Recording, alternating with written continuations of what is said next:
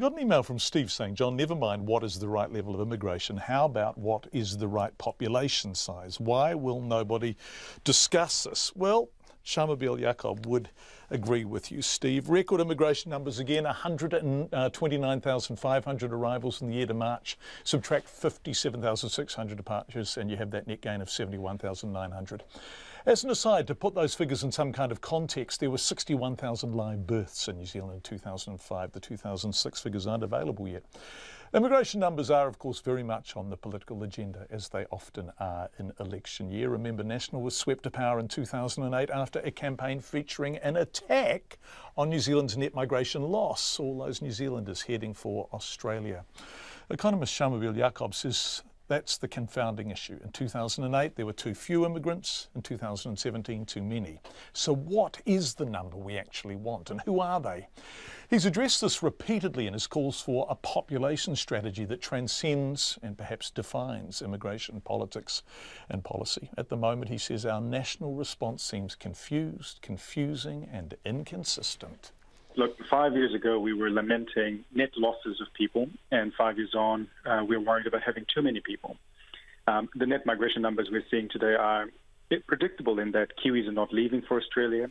We've had policies that have wanted more students, and we've had massive skill shortages that are being met by work visas. OK, but now, of course, very much on the agenda as we approach an election is the response to these numbers. Michael Woodhouse and the government's initiative last week, what did you make of that? Well, I was confused. I think the policies were very confusing. On the one hand, they were telling us that it's not going to have any impact on immigration numbers. Then you wonder why have these policies at all. On the other hand, they're saying that somehow we need to have increased skills of the migrants that are coming in. And yet we know that the types of skill shortages that we're facing in New Zealand are quite different in Auckland and IT versus hospitality in Queenstown versus farm workers in Southland. There are lots of different types of skills that we need in terms of migrants that are coming in. So I don't really know what the outcome is, what the goal is. And that is probably the biggest issue with any conversation on immigration. We don't know what we're meant to be doing with immigration. And then, and I want to return to the point you just made, but let's look at the political responses. Now you have Andrew Little saying reduce immigration by tens of thousands. What's your take on that? Well, I think politically it makes absolute sense. Everybody wants to get on the bandwagon of immigration is terrible, we're going to reduce it. And everybody's thinking about some kind of, headline to get out there.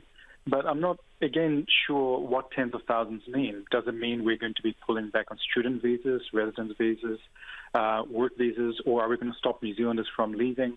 There is not enough substance around these political rhetorics. And I think the big narrative is around we need to have a population strategy. Right now we have immigration because we have immigration. But I don't think that's a good enough reason. We need to know, are we getting more migrants in because we want to target a population of, say, 15 million in 100 years' time? That's a number out of the air. But without having some kind of target and some kind of purpose in terms of why we want to have that many people, it's very difficult to have these conversations. And right now it seems to me like we're using immigration as a shorthand for economic growth. We're using it as a shorthand for not training enough of our own people. We're using it as a buffer for businesses to be able to bring in people because they're not able to invest in their own workers and bring them up to scratch. It's a very complex issue, but it just feels like we're not having the core issue at the bottom, which is around a population strategy and how many people we want and how do we get there. Is immigration responsible for the stress on infrastructure in Auckland and for the housing crisis in Auckland? Look, right now it's absolutely a contributing factor. Population growth is extraordinarily fast. But when we look over a long period of time, we know that with both housing and infrastructure, it's gotten steadily worse. Even when immigration went negative, we were not able to catch up. I think the problem for us is we're underinvesting in infrastructure, we're underinvesting in housing. We have been doing that for a number of decades. And sorry to interrupt, Shamubeel, but you also said we're underinvesting in training, right? So we don't have the kind of skills we need and we're not providing them at home. Well, I think it's a tragedy. So if you think about the skills that were needed in the Canterbury earthquake, we were not able to fill that from New Zealand, even though we had the worst recession in the construction sector at the time. Even then, we were not able to bring the workers in from the rest of New Zealand. We still had to rely on foreign workers. which is fine. I think it's very helpful for us to have that buffer. But if the starting point is a position of deficit in terms of not having enough trained technicians, qualified people in trades and workers, then it tells you that there is something structurally wrong. How do we have the immigration debate without cynicism, without vilification, without blaming in a simplistic kind of way? And that's not me being condescending, but if we look at Brexit, if we look at Trump, if we look at the rise of nationalism in Europe, how do we have this conversation without ending up at those points? Well, I think it starts with having that conversation about population. If we know that there is an agreed target, agreed goal of growing New Zealand's population, then I think that's a very good point to start. And then we can say, what kinds of people do we want to come here?